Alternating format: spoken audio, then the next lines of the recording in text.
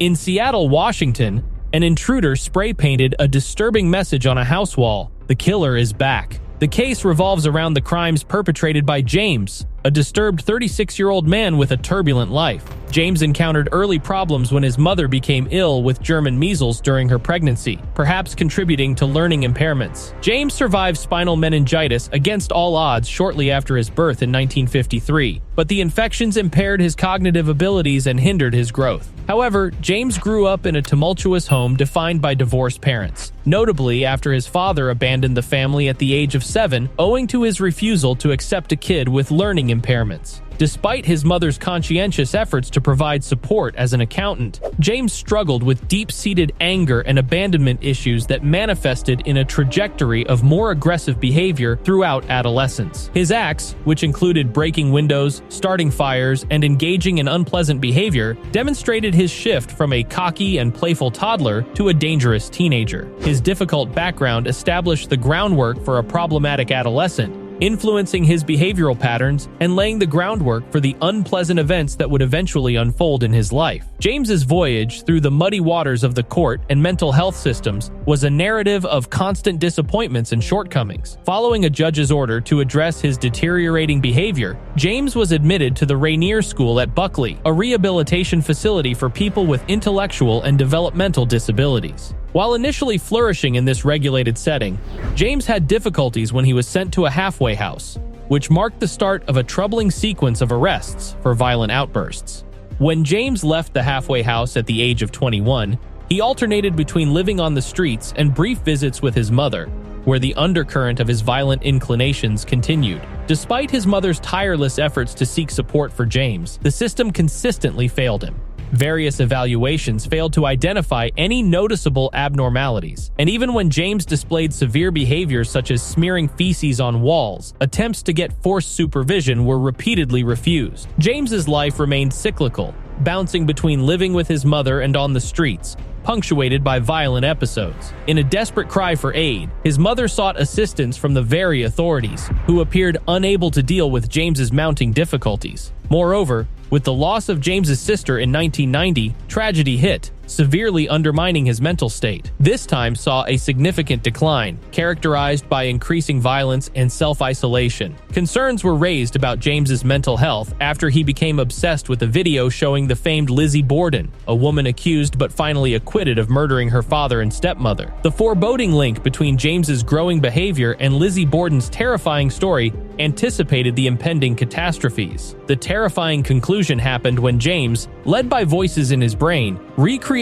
a scenario from the Lizzie Borden film. As his mother awakened, he stood naked over her with a knife and immediately departed. This unsettling occurrence, along with a string of failed attempts by mental health specialists to treat his developing problems, highlighted the system's flaws. James's disregard for counseling and his involvement in weapon-related offenses indicated a worse turn of events, despite fears and evidence of significant mental illness. The system's inadequacies were exposed in March 1990, when James went on a homicidal spree in Seattle, fueled by voices in his head. The same mechanism designed to defend civilization failed, allowing James to unleash a wave of terror. The complex relationship between mental health and the criminal system exposed the systemic inadequacies that blighted James's life. His path from rehabilitation to the streets, interrupted by violent acts and screams for assistance from a desperate mother, exposed the shortcomings of a system ill-equipped to deal with people suffering from serious mental health disorders. As the disturbing echoes of James's actions echoed throughout the story, it became evident that the institutional collapse not only failed to protect James, but also left a trail of victims in its aftermath. The interwoven failings highlight the critical need for a holistic approach to mental health within the judicial system, stressing early intervention and continuous care to avoid tragedies like James's uncontrolled spiral into darkness. Moreover, James, armed with an axe, brutally murdered 63-year-old Geneva McDonald at her residence, displaying a chilling absence of remorse as he ransacked her belongings before making his escape. Confronted with a gruesome crime scene, law enforcement initiated an intensive investigation to identify the assailant. Although James's fingerprints were on record, their initial analysis proved inconclusive. Persisting in his spree of violence, James continued his menacing presence, dwelling on the streets and prowling neighborhoods under the cover of night. In June, He targeted Ian Warren in an assault but withdrew when faced with unexpected resistance. July witnessed another intrusion, marked by the ominous message, "The killer is back," spray-painted within a burglarized house, intensifying the prevailing terror within the community. James's menacing activities were encapsulated in a photograph, providing crucial assistance to the ongoing investigation. This disturbing sequence of events underscores the escalation of James's predatory behavior and the growing fear instilled in the community. The brutality exhibited in the murder of Geneva McDonald and subsequent acts of violence reveal a deeply troubled individual, unhinged by the voices in his head. The spray-painted message served as an alarming proclamation, heightening the collective anxiety of a community gripped by the unpredictable actions of a remorseless killer. As law enforcement grappled with the challenge of identifying and apprehending James, the photograph documenting his activities emerged as a pivotal tool in the investigative process. This visual evidence not only aided in connecting James to the crimes, but also provided a tangible link to the reign of terror he was inflicting upon unsuspecting residents.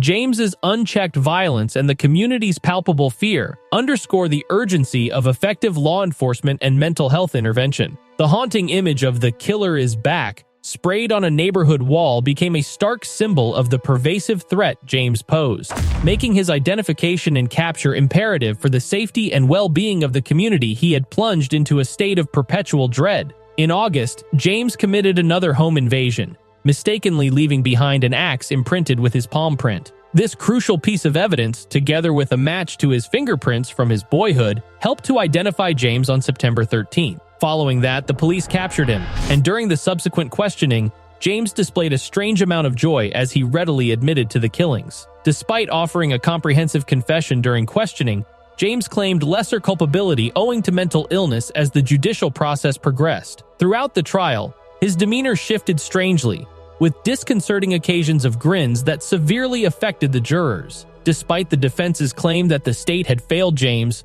portraying him as a victim of institutional flaws, the prosecutor was able to show that James was fully aware of his conduct.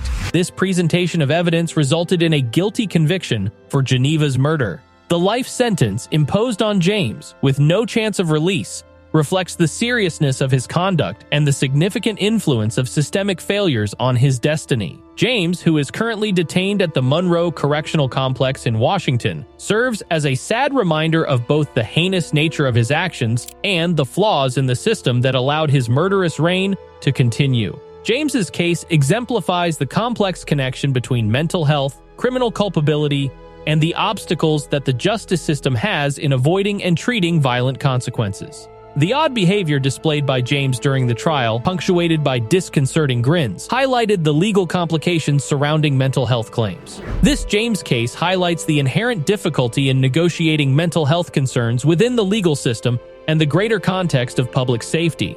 His unpleasant behavior, along with the ensuing court actions, demonstrates the delicate balance necessary in addressing mental health issues while maintaining criminal accountability.